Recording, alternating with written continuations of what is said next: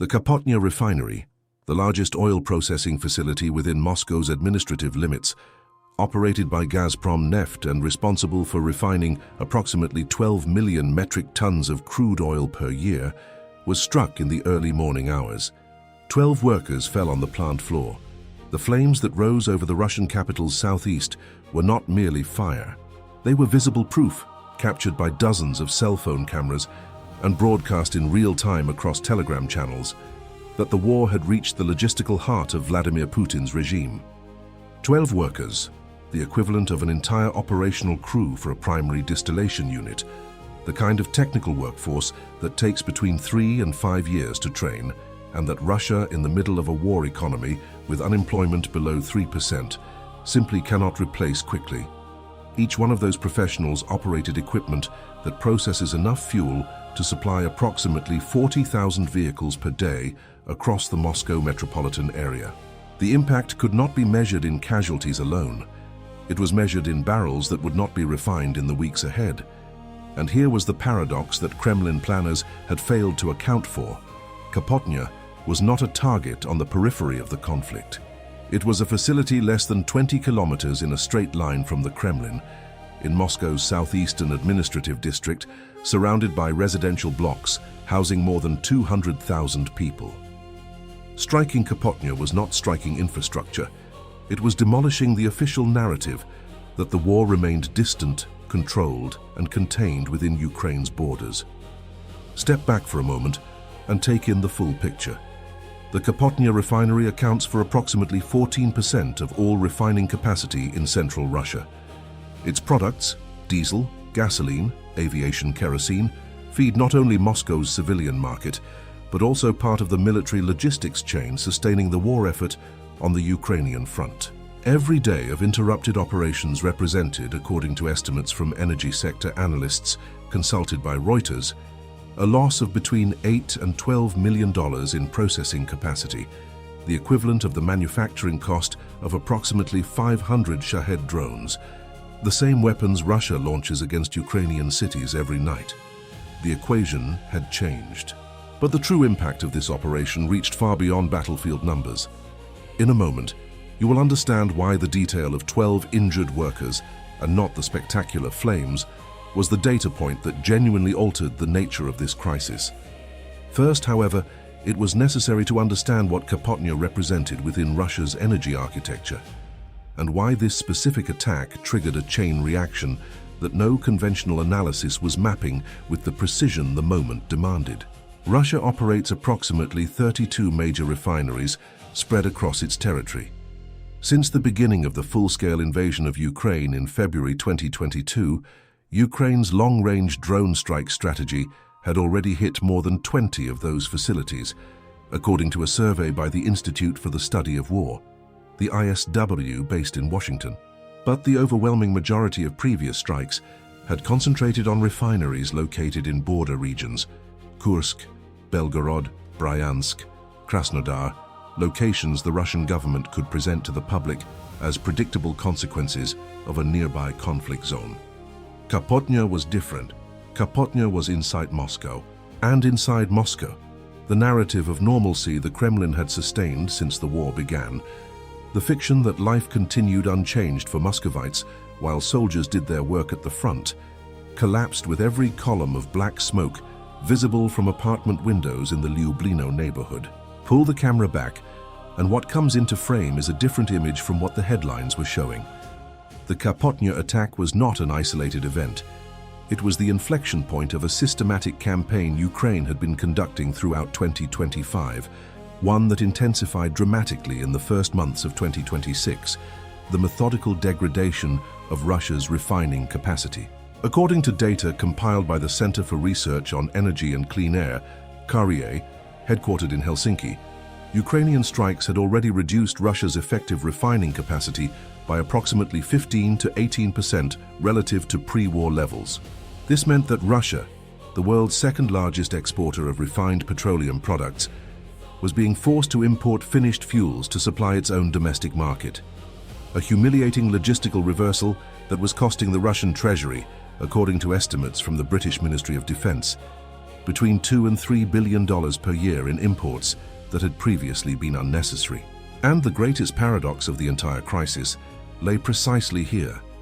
The weapon the regime had deployed to wound its enemy was, at that very moment, destroying its own source of income. The war Putin initiated to expand Russian energy influence over Europe was, strike after strike, corroding the very infrastructure that converted Siberian crude into usable revenue. Crude oil has value, but refined oil, diesel, gasoline, kerosene has value multiplied. Each degraded refinery forced Russia to export more crude at a discount and import more refined products at full price.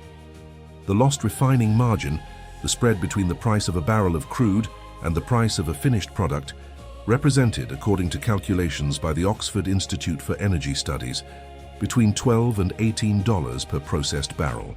Multiplied across the millions of barrels no longer being refined each month, the bill easily exceeded $1 billion per quarter in evaporated revenue. The paradox had closed in on itself. But there was a layer we had not yet touched, and it changes the nature of this analysis entirely. The 12 workers injured at Kapotnya were not merely victims of an attack. They were symptoms of a human resources crisis that was becoming as devastating as the physical destruction of the facilities.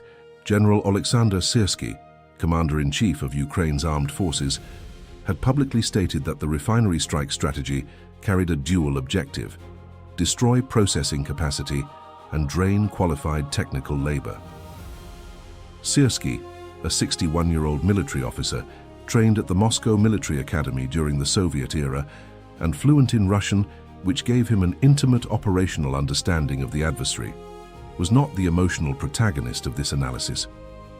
He was the investigative coordinate that revealed the logic behind the campaign.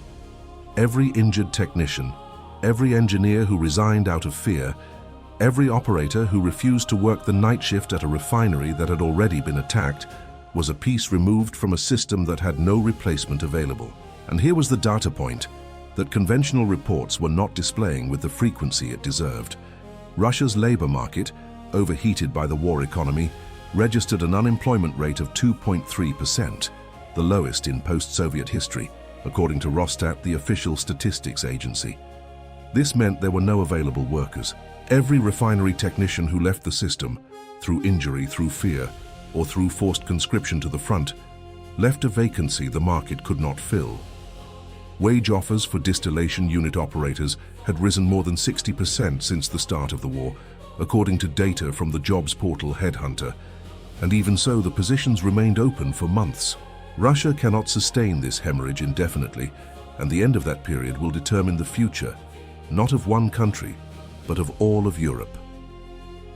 In the shadow of this monumental strategic miscalculation, one actor was watching everything with calculated satisfaction. And here was the actor that headlines were not mentioning with the frequency the data warranted: China. Beijing, the world's largest oil importer, had quietly positioned itself as the primary beneficiary of the degradation of Russia's refining system. Every damaged refinery in Russia meant more Russian crude available for export at discount prices, and China was, by a wide margin, the largest buyer of that discounted crude, paying between $15 and $20 below the Brent price per barrel, according to data from Argus Media. Meanwhile, Chinese refineries, modern, efficient, and operating with spare capacity, processed that cheap crude and re-exported the refined products to Asian markets at profit margins that Russia itself had lost the ability to capture. In 2025, China imported approximately 108 million metric tons of Russian oil, an increase of 24% over the previous year, according to data from China's General Administration of Customs. Every Ukrainian strike on a Russian refinery was, in practice, an involuntary subsidy to the Chinese refining industry. The historical analogy that captures this dynamic most precisely is not the Allied bombing of the Plosti refineries in Romania during the Second World War, though that is the reference most analysts cited. It is the American submarine campaign against Japanese tankers in the Pacific between 1943 and 1945. In that campaign, the United States did not need to destroy every Japanese refinery.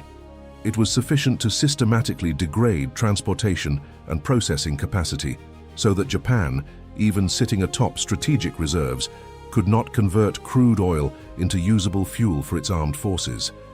The result was a progressive logistical paralysis that preceded military defeat by months.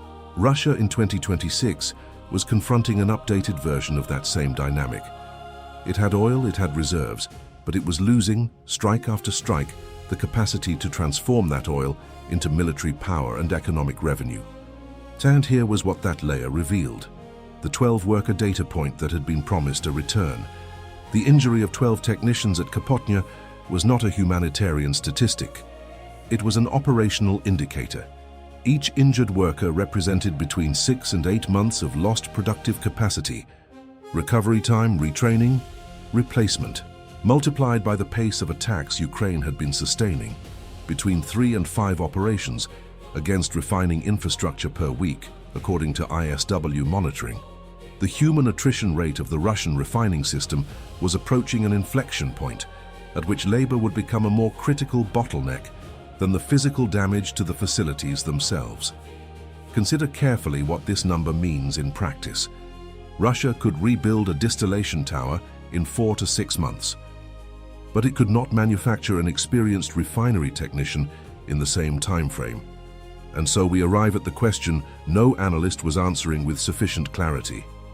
Russia's fiscal deficit, the gap between what the state collects and what it spends to sustain the war and the domestic economy simultaneously, had reached, according to estimates from the Washington-based Institute of International Finance, 6.8% of GDP in the first quarter of 2026. Each percentage point of that deficit represented approximately $30 billion the Russian government needed to cover with reserves, debt issuance, or monetary expansion, tools with expiration dates. The National Wealth Fund, the strategic reserve Putin had accumulated over years of high oil prices, had fallen below $55 billion, less than half the value it held at the start of the war. The fiscal clock was running. This is not merely a question of territory on a map.